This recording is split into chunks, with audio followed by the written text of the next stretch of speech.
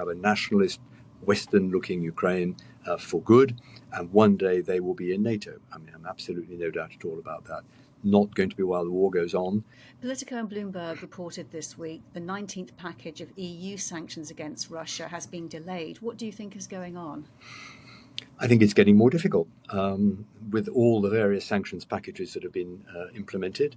Of course, now we're getting into areas where European countries themselves risk suffering damage from the application of sanctions, and therefore it's getting more and more uphill. And I think the focus of discussions in the EU is now much more on trying to use those frozen Russian assets, 200 billion euros worth, I think, at least, of assets frozen mostly in Belgium, because that's the center of the Euroclear function. How can those be used to benefit Ukraine? Many European countries have been quite unwilling to simply expropriate the assets, seize the assets, thinking that would be difficult under international law, set difficult precedents. So are there other ways of smart financial engineering to use those assets that have now mostly matured and turn them into cash that can be sent to Ukraine? And there are new proposals around. You'd need to talk to a financier to understand them. There is something to do with issuing zero coupon European bonds. However it's done, if it can be agreed at the EU level, I'm sure the British government would rally to that as well. That could yield significant money for reconstruction in Ukraine, running into the 100, 150, 200 billion euros, and of course would be extremely unwelcome in Moscow. They're already making threatening noises about implications of that. But that is probably the most significant step that European countries could take. Incremental further sanctions, you can always do more, for example, against the shadow oil fleets and things like that. But I think the cupboard is probably quite bare on what European countries can do beyond energy sanctions, which are difficult for the reasons we've discussed, or these quite draconian, significant financial measures. And it's interesting, isn't it, that you mentioned the noises coming from the Kremlin over the prospect of those frozen Russian assets being used, saying that it would go after any European state that sought to take its assets. And Germany reported this week to be now in favour of using frozen Russian assets to generate further revenue in some way. It does actually feel that we're getting closer to a consensus on this. It does, and I think the arrival of Chancellor Merz has been important here because Germany is obviously a major player, and if there is German support for it, that will be influential in the EU. Belgium, I think, has always been nervous because it's Belgium bilaterally that holds the assets. They're not held by the EU, and they will want to be sure, I think, of sufficient European solidarity and cover for when they actually take the step themselves. But yes, I think we're moving towards something which is not a straightforward seizure, which has always been difficult, including for France. And if France and Germany are negative about it, it's not going to happen. There will still be the outliers, as I've mentioned, the Hungarians and the Slovakians to convince of this, perhaps also the Italians, although Giorgia Meloni has always been pretty robust on issues to do with NATO and Ukraine. So yeah, I'm more hopeful now that step can be taken. It would be a very, very significant step. British governments, both of Conservative and Labour, have been advocating it for some time. I remember Lord Cameron, when he was Foreign Secretary, being very keen to do this. So I don't think there'll be any problem in London. We don't have many of the assets in London, I don't think. But this would probably be the most significant thing we could do. It would also show the Americans, actually, that the Europeans are prepared to take pretty dramatic action and put money where their mouth is in a way that we haven't done before. Let's talk about last week's incursion into Polish airspace of drones by Russia that has been met with this new NATO defensive operation, Eastern Sentry. It's to bolster defences along NATO's entire eastern flank from the Baltic states to Romania and Bulgaria. Does this make NATO's resolve clear, as the Secretary-General has heralded? It does, as a short-term response, yes. I mean, the fact that other NATO states are prepared to move quickly to redeploy their fighter jets to bolster air defences in a long frontier, from the Baltic states right down to Romania, including Poland, crucially. Yes, that is important.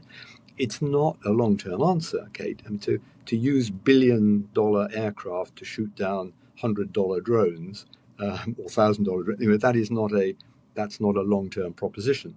And it can give some support to the countries concerned in the short term. But it really is urgent that European countries invest in this kind of anti-drone technology, the so-called drone wall. And of course, the country with the best expertise on that in the world is Ukraine. And I see that there are a lot of discussions going on now between Ukraine and European manufacturers to get some of this equipment that can spot and deal with drones, which are often not made of metal, so don't show up on radar. I mean, the Ukrainians are getting very smart at this, and I think that smartness needs now to be deployed along the Nato front line. And some of this $150 billion euros of European collective funding for defence, the so-called SAFE fund, I think is going to be channeled into the drone wall as a response to this Russian, clearly was a Russian initiative. It is one more example of the ways in which Russia can get at our countries, can undermine, subvert our countries in pretty cheap ways. You know, we've had the unexplained fires in arms factories. We've had the undersea cables cut. They are past masters at finding relatively cheap ways of really making life very difficult for us.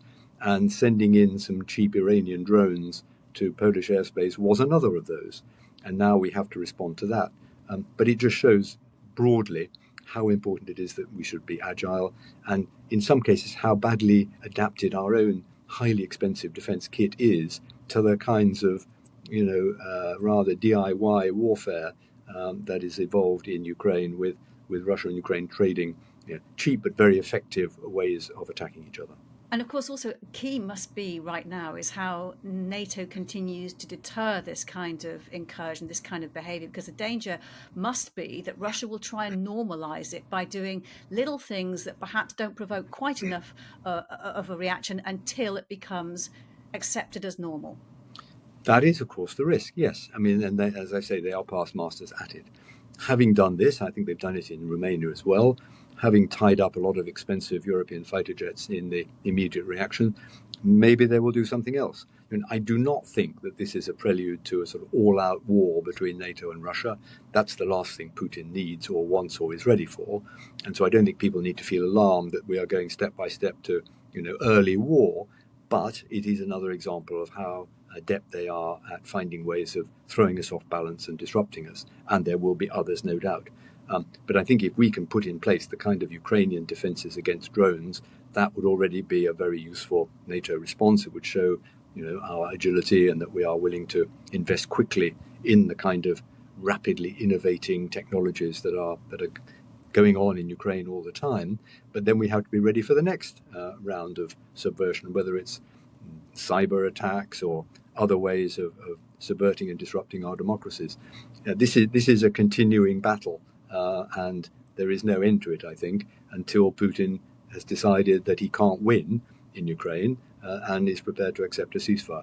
Back, therefore, to the importance of today and Trump coming out clearly, shoulder to shoulder with Britain and the other Europeans in the spirit of the speeches that were exchanged last night, to show Putin he's making no progress at all in splitting us off from America in support for Ukraine.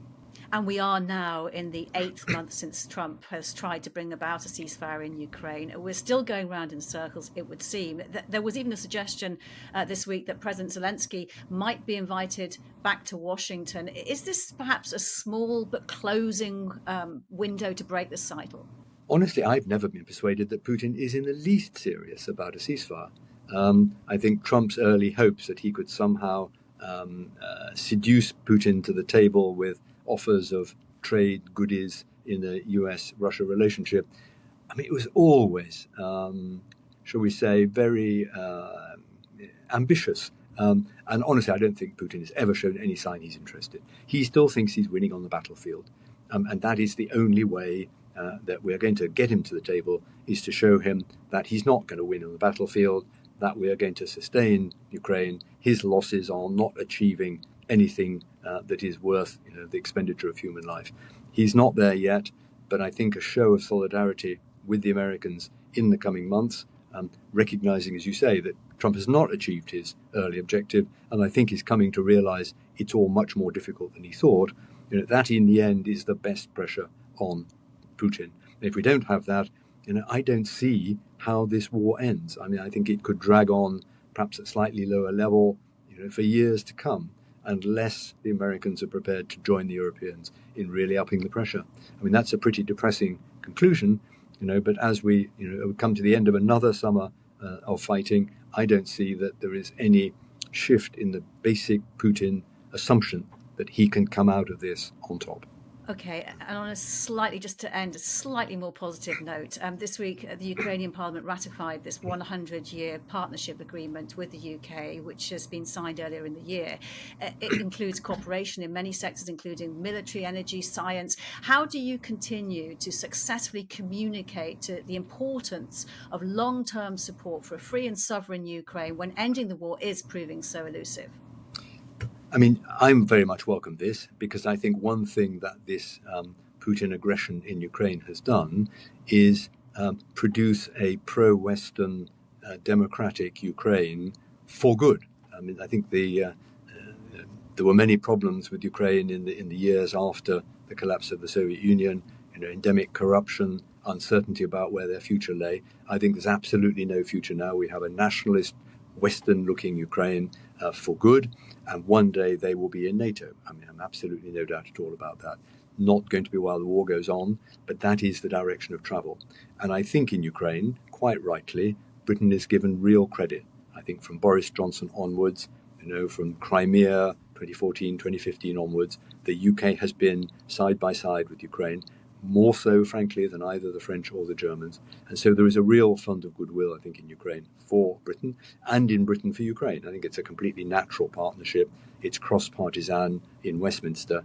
So that 100-year treaty, I mean, who knows what will happen even in 10 years, let alone 100, but it's the right direction of travel. And it shows that we are totally committed to having Ukraine one day in NATO, in the EU, as an absolutely core member of the Western camp. And by the way, the country with the most battle-hardened and effective armed forces on our continent. So I think, on a positive note, that's the strategic direction of travel. Putin has failed dramatically so far at the strategic level. He's made NATO larger, with Finland and Sweden joining. He's created a pro-Western Ukraine for good, however he looks at it from his side of the frontier.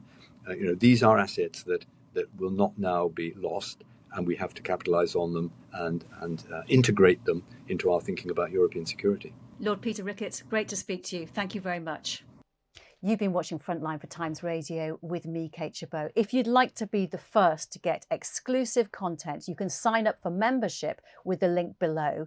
You can also listen to Times Radio for the latest news or read it on thetimes.com. My thanks to our producer today, Louis Sykes, and to you for watching. Bye for now.